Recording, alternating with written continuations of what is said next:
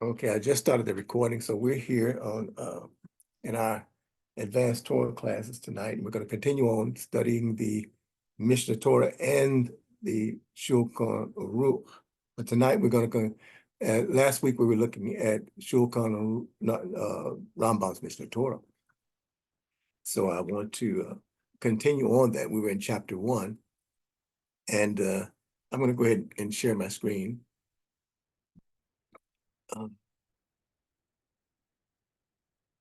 And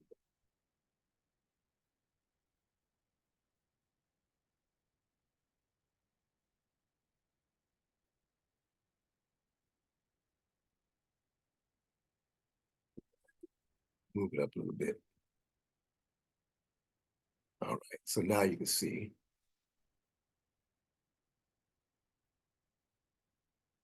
You can see my screen now from last week. And let's get into this class. Again, this is Rav Absalom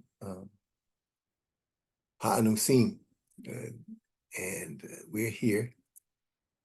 This lesson is being recorded, and I will send it out in email. If you request an email, if you're not in the class, then you have to request the recording, and we will get it to you. You can send me an email at frederichaywood@hotmail.com. That's my email address, frederichaywood@hotmail.com. And I will send it out to you. We are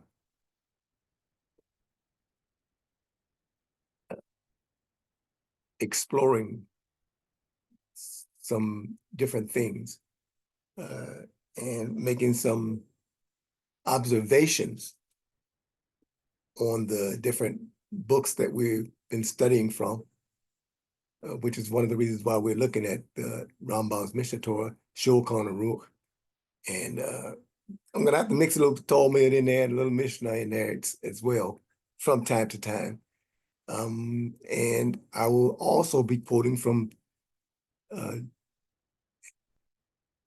ancient manuscripts that I have information on from time to time.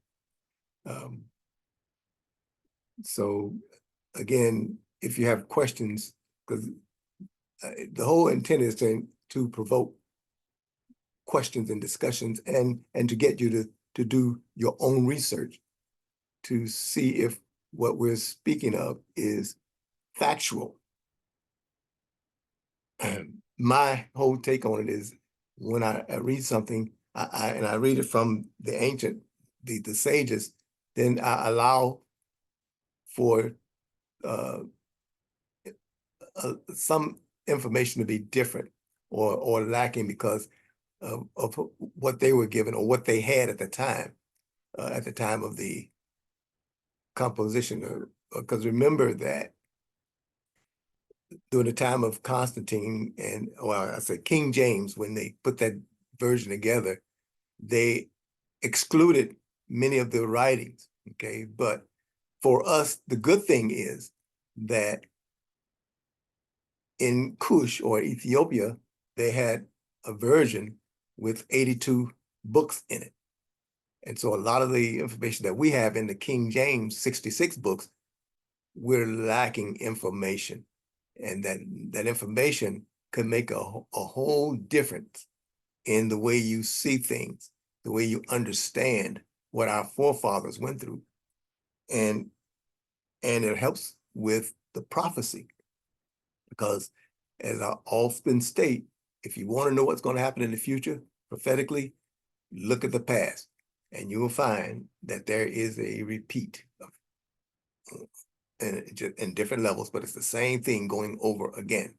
And as it says, in the end times, that people will run to and fro and knowledge shall increase. Well, we're seeing that happen right now. If you pay attention, knowledge is increasing exponentially. And it's not all bad. It brings out a lot of things that we should have known. But again, we get it at the correct time. No matter when you get the information, it's the right time. It's the right time for you. Okay. And when I get things, it's the right time for me to receive it. And again, to follow with proper research to make sure that what I have is accurate and it lines up with the Torah. Okay, the first 5 books lines up with that. Of course, you have the prophets, the prophets and the writings. Okay, but when it comes to the commandments and you know, things of that nature, you have to go back to the Torah proper. Okay, so having said that, in chapter 1 in Mishna Torah, and we're talking about foreign worship and customs of the nations, and we are scattered. This is important for us because we are scattered amongst the nations, and the nations are in fact in many ways influencing how we worship and especially how we live our lives. And we see an example of that in the book of Maccabees, when the Greeks were in control and the Israelites were again held under the Greeks, and they forced their will on the Israelites and just caused all kinds of problems, you know, going against the circumcision, forcing them to eat pork and things of that nature, until it became, you know, for the children that grew up in that time that didn't know any better, then it, you know, they accepted it just like we do in this country. We accept all the things that we eat, the things that we do, because we grew up in it. So it's a repeat. All I'm saying is it's a repeat. If you want to know why we're doing what we're doing, go back. And the book of Maccabees 1 and 2, they're not in the King James Version. You're not going to find them. So you don't have that information to show you that what we're doing now is exactly what the things that they did then. Okay, exactly the same things. And that wasn't the first time. It happened before.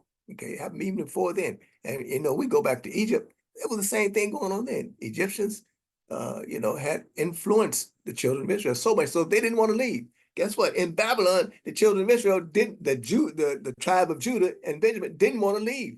Most of them stayed in Babylon because they were used to it. I mean, they'd grown accustomed to it, right? They blended in with the people.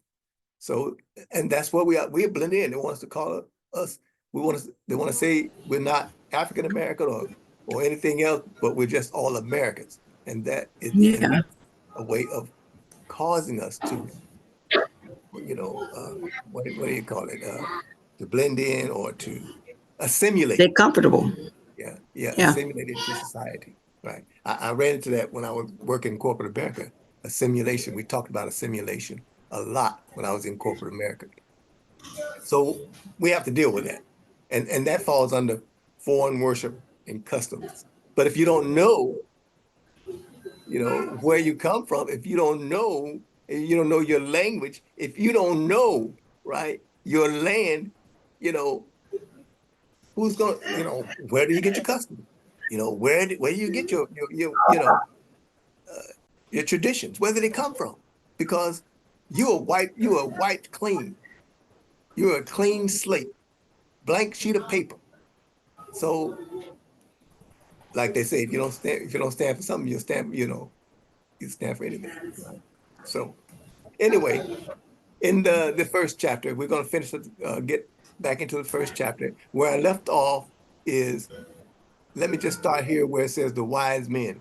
Let me read that and then just take it from there, because it says the wise men among them would think that there is no God other than the stars, the spheres, for whose sake in resemblance of which they had made these images. Of course, idol worship is what they're talking about, worshiping the stars, the sun, and the moon. And the commandment says we're not supposed to do that, right?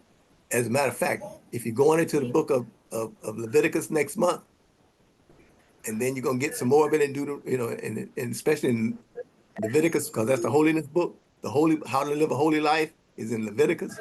Then you're going to hit it again hard in Deuteronomy. So just be aware of that. And And the reason why they said that, because again, in Egypt, they worship the sun god, right? Many of them, not all of them now, because they knew the way. And and sometimes when you look at it from a Western perspective, you think that many of them, you would think they were worshiping stars and the moon and the sun, but they weren't. Okay, they just called them powers, and they acknowledged them. But some of them, a great number of them, actually did worship those things, those elements.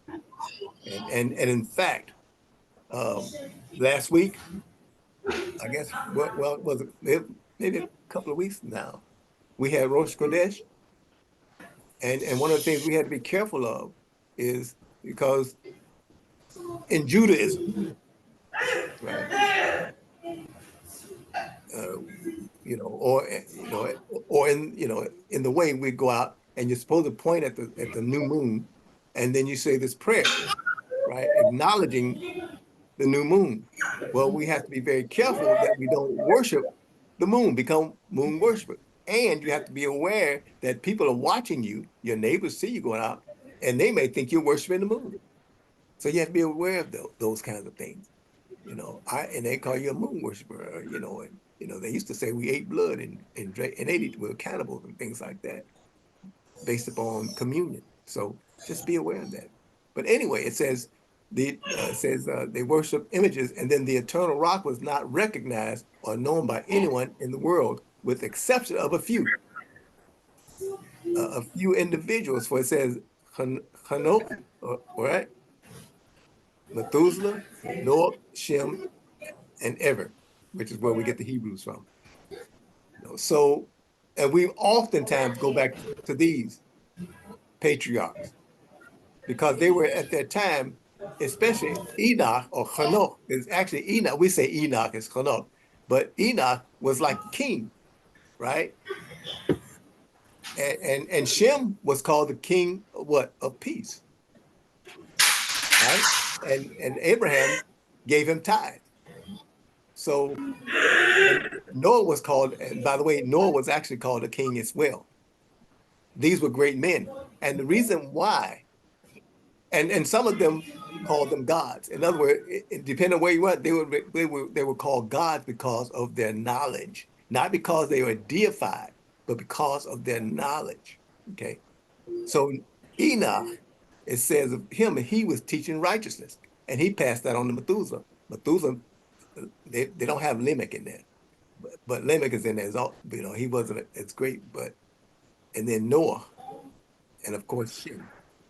And the thing about again, these men were torchbearers, and they were in their day they were messiahs. Okay, they were messiahs, and that they were anointed ones in their day. All right, you have to understand that they were king, they were messiahs. They were called gods or powers, um, Powers. depending on where you were. Pardon, powers. Yeah, so just to understand that. And then it said the world continued in this fashion until the pillar of the world, which is the patriarch Abraham, when he was born. And so last week we looked at Abraham, and we're going to do that again today. It says that after this mighty man was weaned, he began to explore and think, though he was a child, right? So this is when we start getting into. I give leeway to the sages because they don't uh, at that time, they didn't have what we have. Okay, they didn't have what we have at the time that this was written. I think this translation probably be about 1800s, which is after the time that they'd taken out the other books that would take you up to 88 books. So I'm just I have that information. I just don't have it right at my, but I know that has something to do with it. They moved, but and we find out later on, the 1900s, late 1900s, they started going to Qumran and, in early 19th, they find all these other manuscripts, the Dead Sea Scrolls and things of that nature. But what's going on here, the discrepancy that we looked at here is, it says, though he was a child, he began to think incessantly through the day and night, wondering how it is possible for the sphere to continue to evolve without having anyone controlling it. Who is calling it to revolve? Surely it does not call itself to revolve. So it says here, now here it goes, it says he had no teacher. Okay. Nor was there anyone to inform him. In fact, his father knew, but he just didn't teach him. Terah knew, he just didn't teach him. He was, you know, he had opportunity, I put it that way, he had opportunity to know, but he went with the politics of the time. And he was in the hierarchy, and he had something like 18, I guess, 18, 19 idols himself. He was an idol man, you know, and Abraham grew up in his house to the point where they were trying to kill him. All right. So let me switch over. Let me switch over to another share. Again, this is kind of a review of last week, but it's important to keep this moving forward. So it says, this is when Sarah was born. I'm going to go down to verse 4. It says, when Haran was 42 years old, when he begot Sarai, which was in the 10th year of the life of Abraham. So Abraham is 10 years old when Sarah was born. It says, in those days, Abraham and his mother and nurse went out from the cave, as the king had and his subjects had forgotten the affair of Abraham, because they were going to remember just in the previous chapter of this book, which is in the Sefer. All right, it's in the Sefer, and it's in the book of Jasher, which is referenced in the book of Joshua, chapter 10, gives you a reference to the book of Jasher. So they did not canonize the book of Jasher, even though it was referenced in the book of Joshua. And you have to wonder about that. Why wouldn't they do it, King James? You know. So it says, and so they had forgotten about the star and the, you know, the constellation. These people were well versed in the stars and reading the signs. They were magicians. They were prophets. They were prophets from the other side, but you know, they didn't use it for good. So if you understand the spiritual realm, you can operate in the spiritual realm, but you don't have to do it on the side of the Most High. You can do it, and you can get information. You can get downloads, as they call them. You can get a download, okay? And it depends on how you use that information. So it says that, and when Abraham came out from the cave, he went to Noah and his son Shem. Remember, I called Noah, I said Noah was like a king at one time, and then of course he passed on to Shem, and we know that Shem is called Melchizedek, king of righteousness. That's Shem. Okay, so Abraham spends time, he says, and he remained with them to learn instruction of the Lord and his ways. And no man knew where Abraham was. Abraham served Noah and Shem, his son, for a long time. So when it's said that he had no teacher, that's not quite correct. Would you say that? Because he's with, right? He's with, and he spent a long time there. And we know that he stayed in Noah's house. What it says here, and Abraham was in Noah's house 39 years. 39 years. And we think that we get a 4-year degree and get some, you know, grad school, a couple of years of grad school, and get maybe a doctorate degree, spend like 6, 7 years in the studies, and we think we got something. He stayed for 39 years being taught, not just being taught, but he was actually living it out. And see, that adds credence to when he went out and conquered those other kings, came back and brought tithes to Shem, Melchizedek, and he did that because he had acknowledged him as what? A priest and a king, someone, to honor. So he was the righteous king, or a peaceful king, righteous king, and in Jerusalem, by the way, in Jerusalem. So he says he knew the Lord, and Abraham knew the Lord from 3 years old. It says from 3 years old he knew the Lord, and he went in his ways, in the ways of the Lord until the day of his death, as Noah and his son had taught him. See, so let's go back. He says nobody taught him, so he was probably asking questions, and his father knew. He had to know because they were relatives. Because and he was a Shemite, so he lived amongst the Hamites, by the way, but he was a Shemite, right? He was from the line of Shem, so he knew Noah. He knew where to take Abraham for protection and to learn the right way. Because again, Terah knew that they had the right way. He was not ignorant to that fact.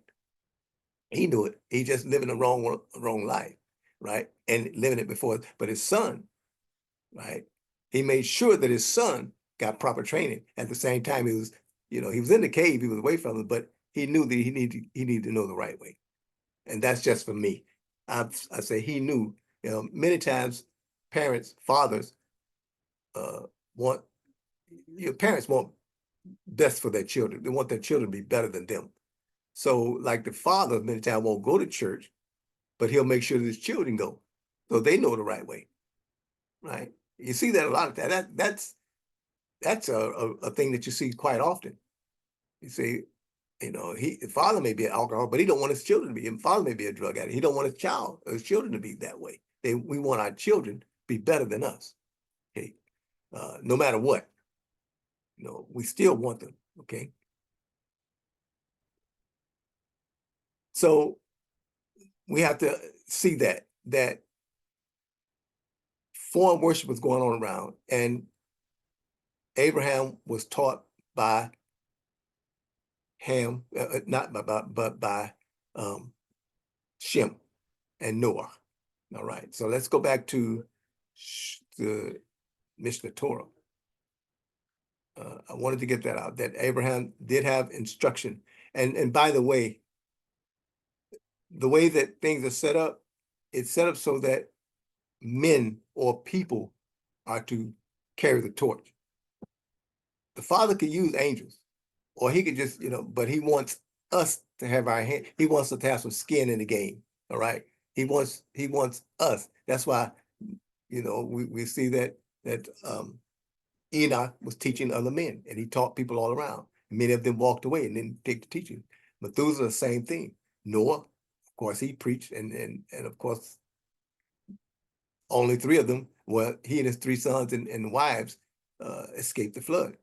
But they were men of righteousness. And so when he came out, he had Japheth, Shem, and Ham. And we see that Shem stayed at home with his father, but of course that land was his.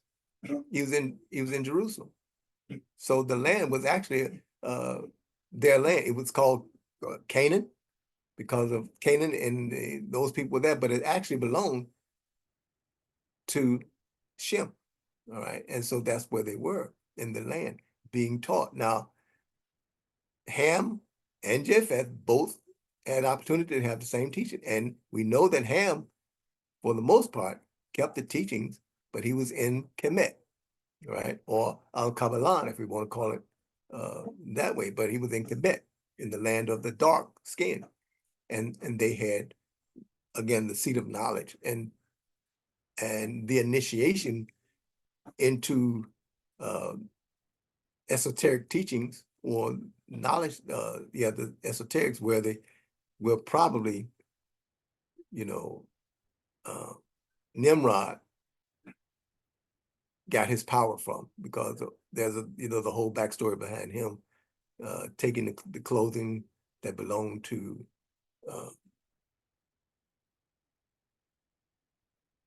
his father, Noah.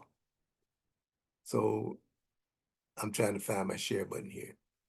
I'm going to go back to where I was. Get back on track. All right.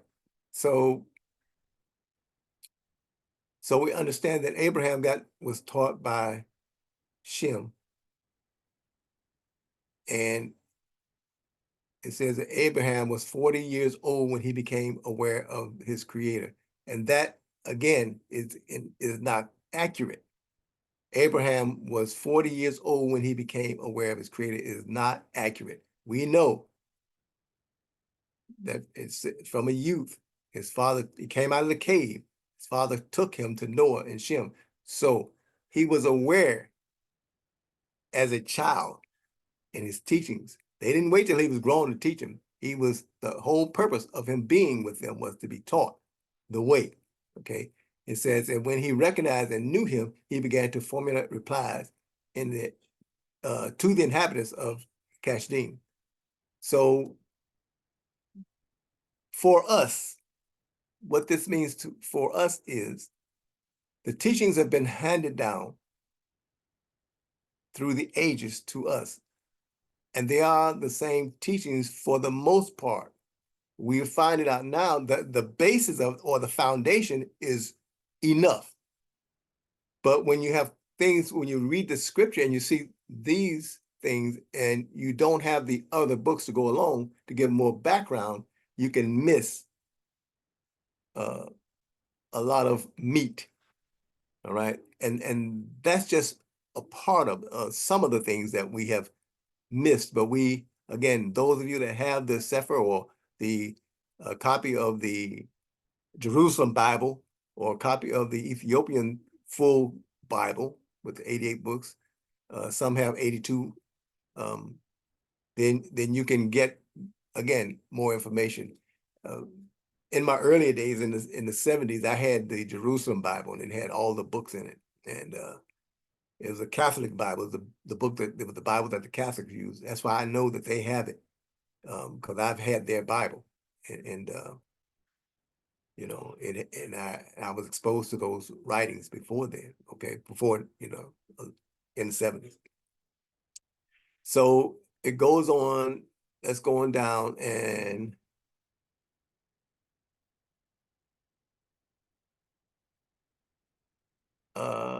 let's start here.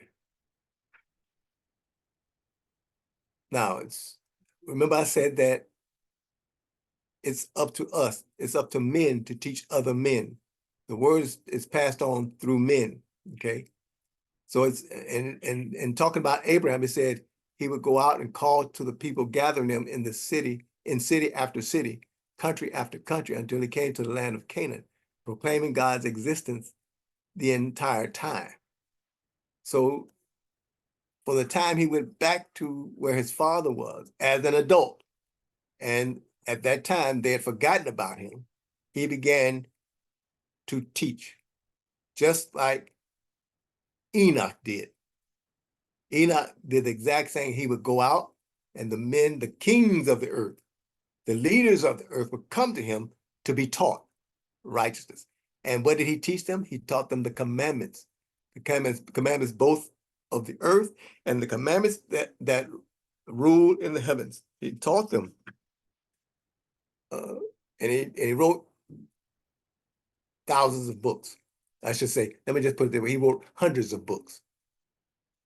He was the man that started to write the document, according to our teachings. But we know it actually was before then. They were writing before then, okay? But he began to put the books together, and it was no easy task because I don't think they had a printing press, okay? So whatever he wrote, and if you'd have to copy it, and it wasn't in English, and it wasn't in the Hebrew, the Syro-Aramaic Hebrew. It was, in ancient writings. So it took, if you ever tried to write pictograph, it takes some time. And they were doing it in soft clay like brick, and it would turn hard so that it would last. It wasn't on paper. These were on stone. These are tablets of stone, right? And that's how so they would be preserved. And so we're now able to go back and find those fragments the ones that were on stone, the tablets, and we can get the information. And they've done that. And so, again, we have proof of that in the different museums. Okay. So he taught them, and he called there in the name of the Lord, the eternal God. And of course, we know it didn't say the Lord, Yehovah, El Shaddai. He used those names, but they don't use them. I'd have to go back up to the Hebrew and show you where it actually, back up there, but I won't do it. So he broke the idols, and he taught the people that it is fitting to serve only the God of the world, right? And it says, to him alone is it fitting to bow down, sacrifice and offer libation, so that people of the future generations would recognize him. I was reading a book, and I was reading about the angel Michael, and the author of the book got into this teaching about Michael the angel, that you should pray to him, and you should call upon Michael the angel to protect you, and all kinds of. And I'm reading, and I had to do a critique on it, but I just that's for the people that of the country, of the nations. That's for them. That's not for us. We're commanded to, again, as it says here, and see, this is important. This is why we need to know the Torah. It says only him, the one God who created all things, and we call him Father. And we have to know that, because if they don't teach you that, you'll call somebody else God. You'll call somebody else God. Our Father, you never see a form,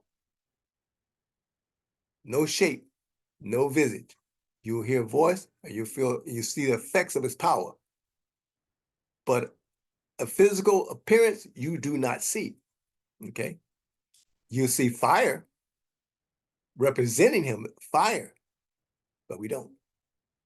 But men who don't understand, or who have not been taught properly, will teach you to bow down to a man, or a thing, or call a man God. And they did call him, again, these patriarchs, they would call them gods. They didn't accept that upon themselves, but many people thought of them as gods.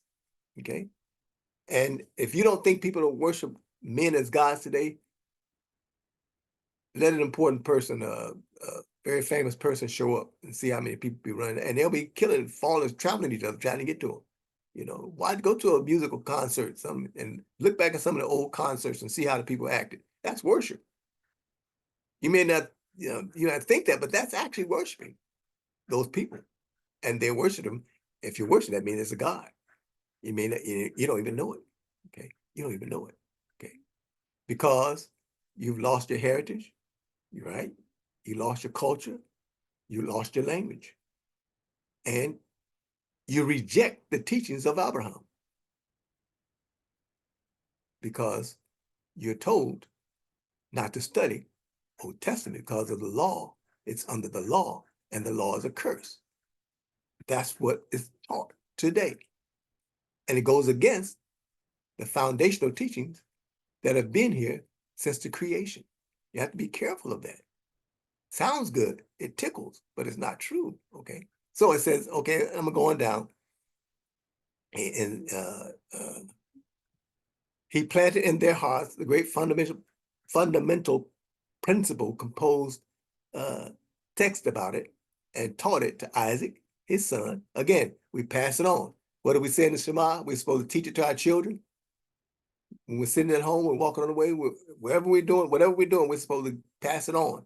And that's not just your children, but that's when two people come together. There should some Torah be in the conversation. Some Bible, if you want to call it, some Bible need to be in the conversation somewhere, because we have to pass this on, and it keeps it alive, and it gives it power, and it puts power in our lives. So Isaac taught it to his son. And Isaac also taught others. Listen, Isaac also taught others and turned their hearts to God. There's not much written about Isaac, by the way. Talks about Jacob a lot, talks about Abraham, but not a whole lot about Isaac. But here it says he turned others to a father. And we know that he meditated. The afternoon prayer is attributed to Isaac.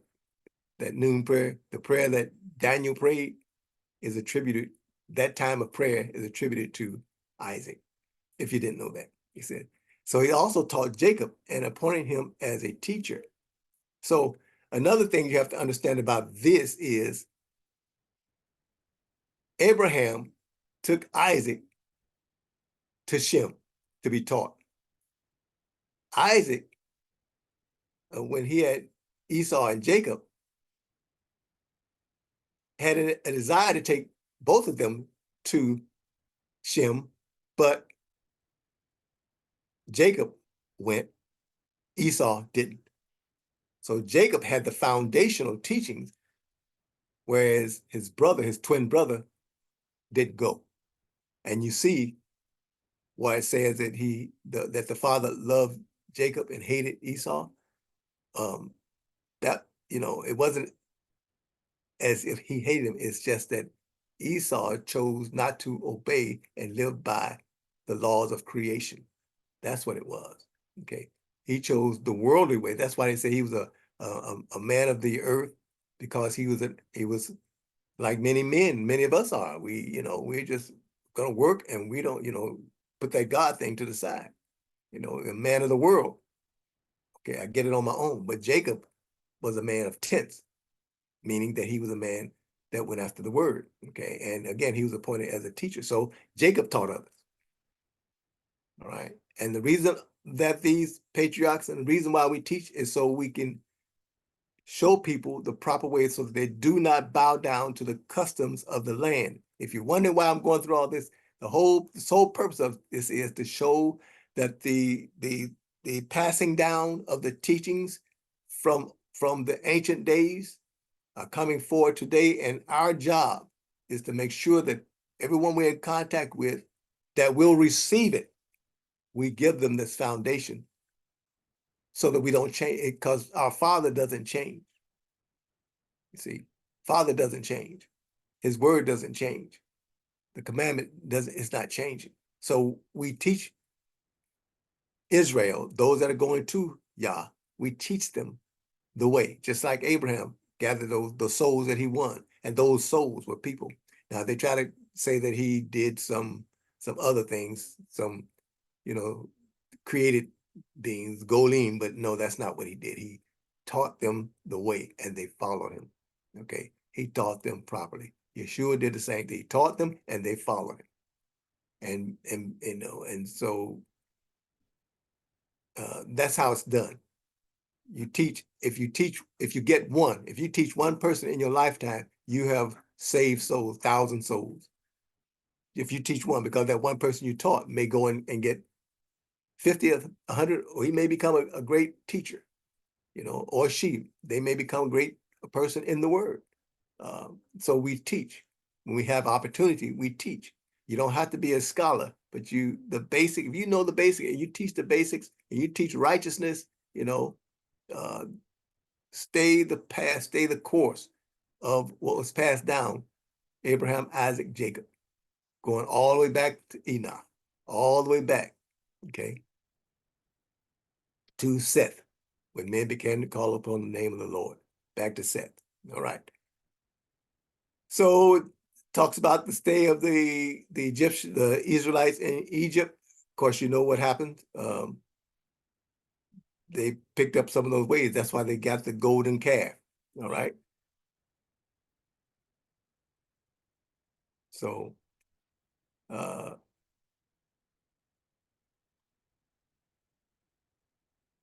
let me start back here. It says, within a short time, the fundamental principles that Abraham had planted would have been uprooted, and the descendants of Jacob would have returned to the heirs of the world and their crookedness. So this is us, by the way.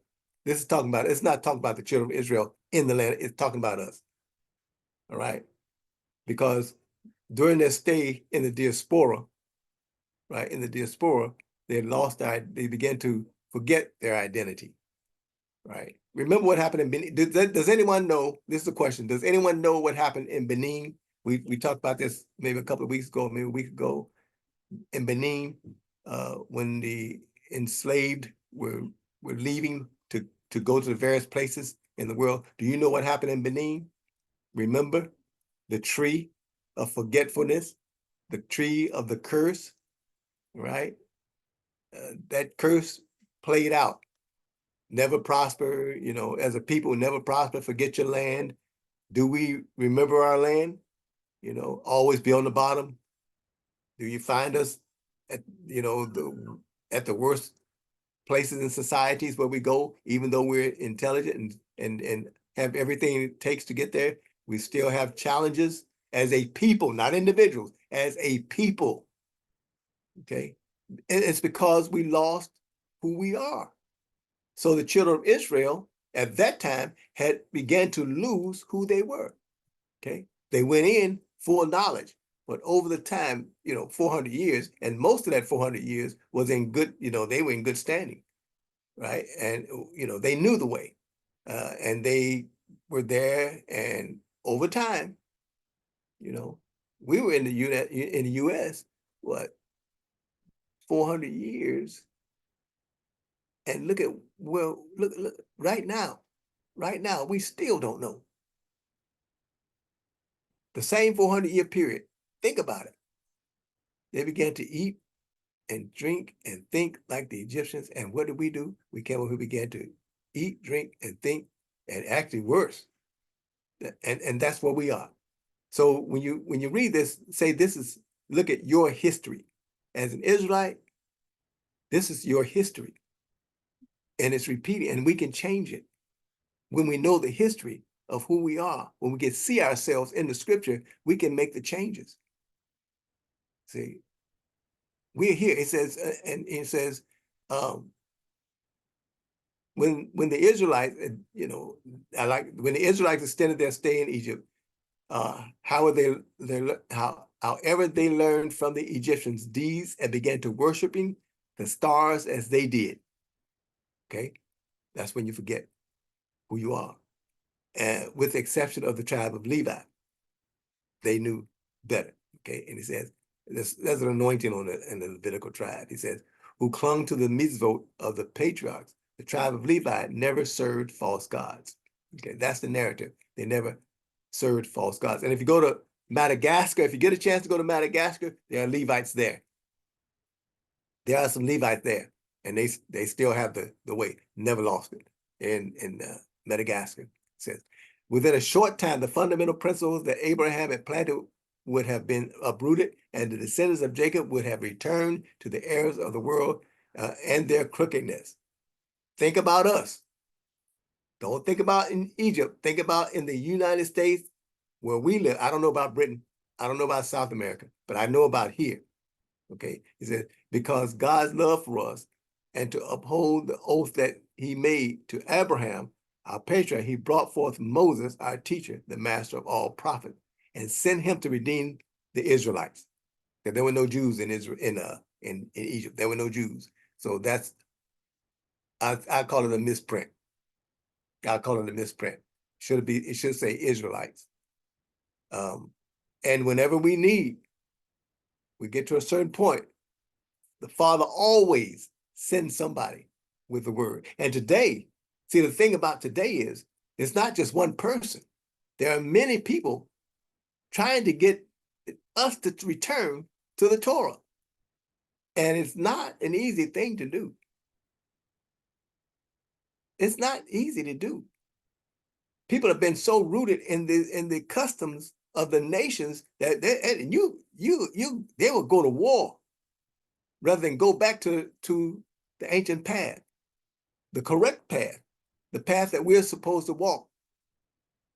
It's there for us. And I can tell you this, Moses had, he had a challenge. And that's why he kept saying, Father, this people here, they gonna stone me, man. They gonna stone me, Father. They gonna stone me. Yeah, they'll stone you today.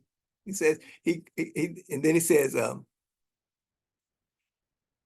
after Moses, our teacher, prophesied, and God chose Israel as his inheritance. Listen at this. See, when it says he chose Israel as his inheritance, that means when they were going through the 40 years of wilderness, they were being transformed, supposedly being transformed, right, into a priesthood, a nation of priests, not just the Levites, right? See, not just the Kohanim, but the whole nation is a priesthood, prepared to be a priesthood. Why is that? Why do you need so many people? Because we're going to go all over the world, and we're supposed to go wherever we're in the world. We're supposed to do what Abraham did, what Enoch did, what Shem did, what the patriarchs, what they did. We were supposed to teach the way. That's what we're supposed to do. See, and we do. And there are many of us that, like I said, I'm here, and right now there's probably 100,000 teachers out there. I mean, teaching in depth, teaching this word. And as a matter of fact, when we get off here, y'all probably gonna go teach somebody, all through the day. You're probably teaching somebody all day long. See, because that's what we do. That's in us. We just have to make sure that we consider our audience and feed them, find out where they are. And when we work with people and we around people, we find out where they are. We know how to touch them with the word. Okay, chapter 2. So the essence of the commandment of forbidding the worship of false gods is not to serve any of the creations. Listen at that. Don't serve any of the creations, not an angel. Remember, I just told you about in the book, and the authors talk about Michael, the angel, praying to him, and not just praying in the morning when you wake up, pray to him in the morning, pray for him to do things. And that's not, that's not what we do. He said, not an angel. So you see it here, not an angel. So when I read that, I knew, because I already studied, that we don't worship angels. Okay? They are messengers. They are servants. They are to serve us, to help us. They are our helpers. They're our protectors. You don't believe they go, what happened, the fire at night, the pillar of cloud at day, parting of the sea. Those are, who's doing that? See, we're not doing it. They're doing it. He says, don't worship a sphere. Remember, I said again, the moon, the new moon, be careful. We have to be careful that we don't give the impression that we're worshiping the moon, but that's a custom. See, that's a custom of the Jews to do that. In the Israelite community, we acknowledge, but we don't go out and do that. We don't. Well, it's not really. I can't say that. I say, because I know there's some that have been taught, and have been indoctrinated and do that. I know. So I have to be careful on that. But we don't worship, but the whole essence is we're not worshiping the sun, the moon, or the stars. It says, or the star. None of the four fundamental elements, nothing, nothing, the rain, the wind, none of that. We don't worship that. Nor any entity created from them, nothing. We don't worship. There's only one that we worship. And this is a challenge for a lot of people.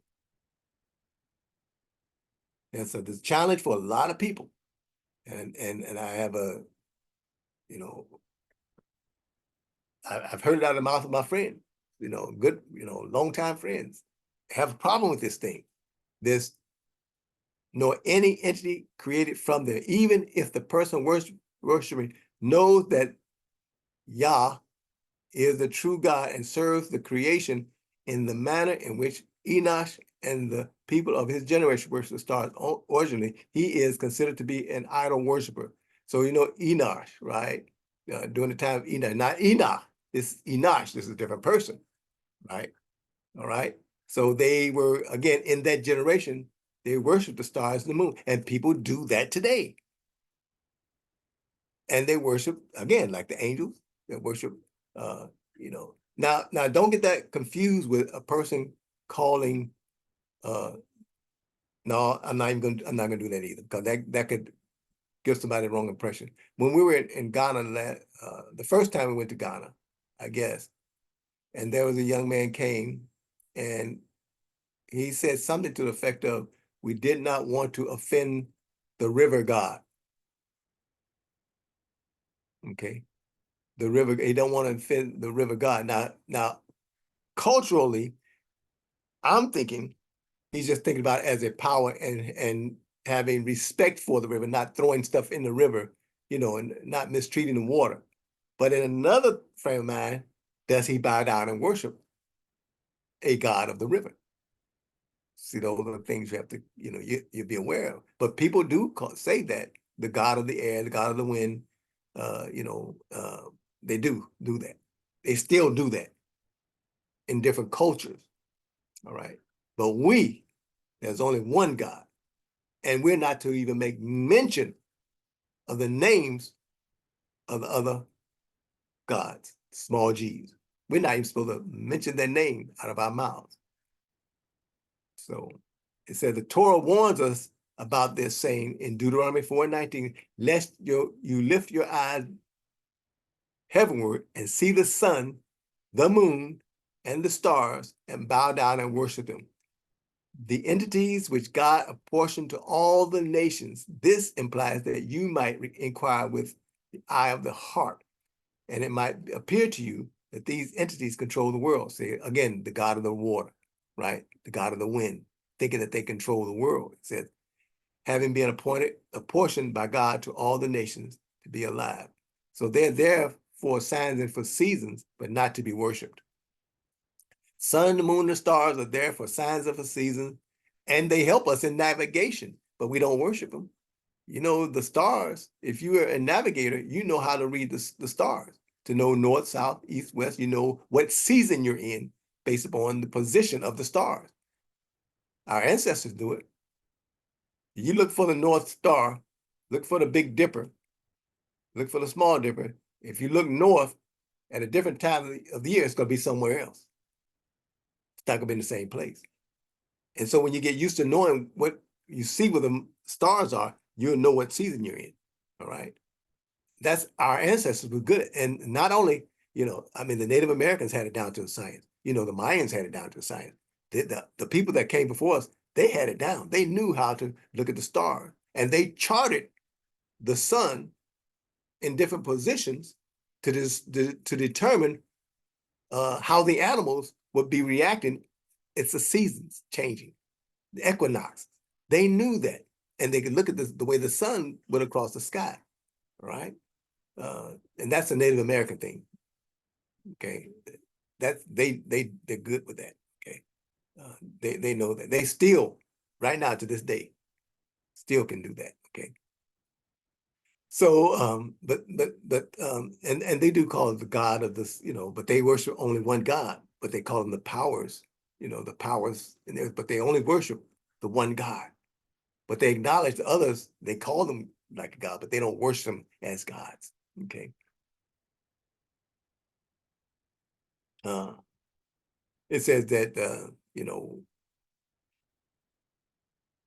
so God apportioned, they were apportioned by God to all the nations to be alive. In other words, we learn to determine the seasons and the signs so that we can plant our crops and know how to migrate from different parts of the earth. If it's wintertime in one place, it's going to be summertime somewhere else. So you go down right now, it's in summertime. In Australia, it's going to be summertime. In South Africa, South Africa is so far down that you get different seasons. It's reversed.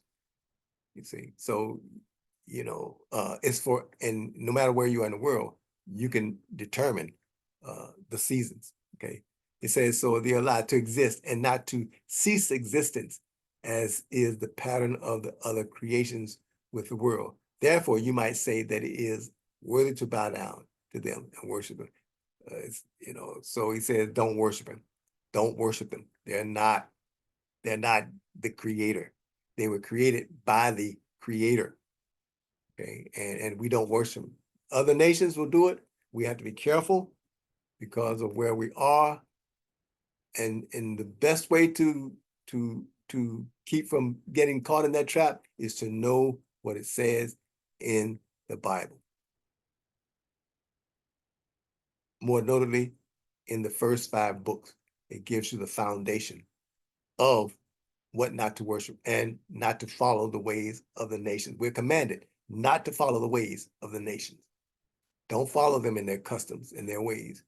It's important for us to do that, you know. And that's in food too, you know, in food and drink and all this stuff. It's all there. It says, for this reason, Deuteronomy 11:16 commands, be very careful that your heart not be tempted to go astray and worship other gods. This implies that the thoughts of your heart should not lead you astray to worship these and make them an intermediary between you and the Creator. There's to be no intermediary between you and the Creator. I can remember this young man. By the way, this young man walked on water. This young man said, there's going to come a time when you're going to learn to pray to the Father, straight to the Father, right? Under my authority, in my character and purpose. The young man said, there's going to come a time when you're going to pray straight to the Father, right? In my character and in my purpose. That day is today. This day is that day. We pray directly to the Father under the authority of the Son. We don't worship the Son. The Son directs us to the Father. And that is a custom that is so ingrained in the hearts of the people that have been indoctrinated. And I may, you know, anger some people, I may ruffle some feathers, but the young man, Yahushua, you know, he specifically said, and you read it, he said it, my Father, you pray to my Father is greater than all. I do what my Father says. So this is important because, again, that's manners and customs of the nations. The nations came in and tweaked it, right? So the worship of false gods have composed many texts concerning their service. Remember, I just read one. I read it, I finished the book up today, and I just told you about bowing down to angels. It says, what is the essence of their service? What practices are involved, and what are its statutes? The Holy One, blessed be He, has commanded us not to read those books at all. Listen to this. I read the book. He said, I'm not even supposed to read the book, but I wanted to see what was in there, and I read it. And I know that some people don't read that book but we're not supposed to even read those books. He says, nor to think about them or any matters involved with them. We don't take when we look at a book, a flag comes up. We know that it's to be, you know, and matter of fact, in the Brit Hadashah, it says they threw all the books away. They burned those books when they became believers because they were in there. Okay, so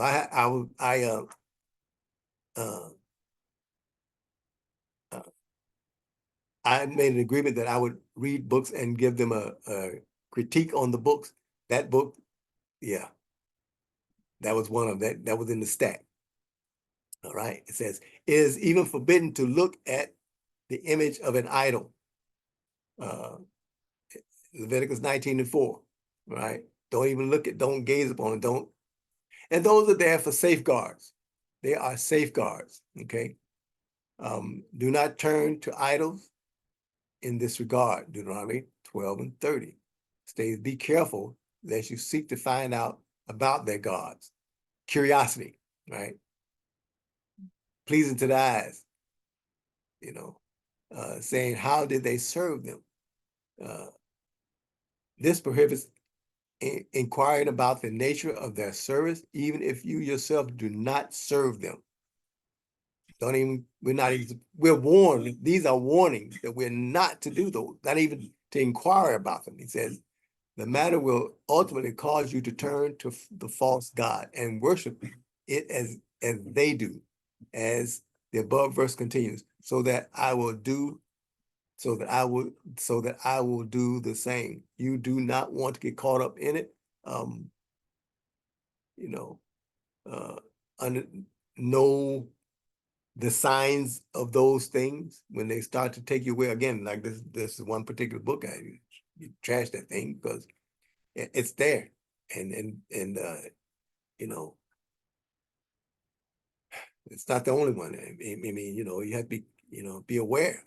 The one good thing about it is that because of the contract agreement between our father and Abraham Avinu of blessed memory, spirits do not have power over us. We have to give the power to them. And so this teaching here is so that we do not give power to them. If we cause a breach in the contract, then they will do damage. So we are to be on guard against these things. They will cause undue things in our lives. So just be aware. Again, the customs of the land, it's a challenge for our people because of the fact that our memory was erased, was wiped. Our culture, our language, heritage, all of it was wiped. So that's a challenge for us because, and the good thing is that the Father did send messages. He did send teachings and teachers, and they are in the world today. And there's a way out if we will listen and obey. Okay, if we will listen and obey. So, I'm gonna stop right there because I'm gone over an hour. I'm gonna stop the recording. I'm gonna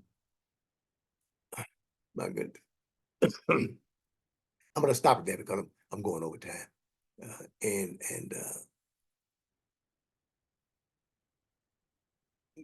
if there are any, and I just want to thank everyone for coming in. All of you that are on Facebook Live, thank you for coming in and listening to the teachings. And we pray that you will come back again, be with us at another time on next week. If the Lord says the same, we will be here. And come with questions if you I'm going to post the link so that you can actually sign in on Zoom next week. I'll put up I'll share that for a while so that you can tune in on Zoom and ask your questions. And be aware that we're gonna be looking for the trolls. If trolls come on, we're gonna drop you like a hot potato. But if you're truly interested in coming in, then you're welcome. Come on in. Again, this is Rambam Mishna Torah. I have returned to the Torah. That's why I say Ahanusim. I returned to the way. I didn't return to Judaism. I didn't turn to Hebrewism. I returned to the way. I just happen to be of Hebraic descent. Amen. So thank you for tuning in, and prayerfully we will see you next week. All right. So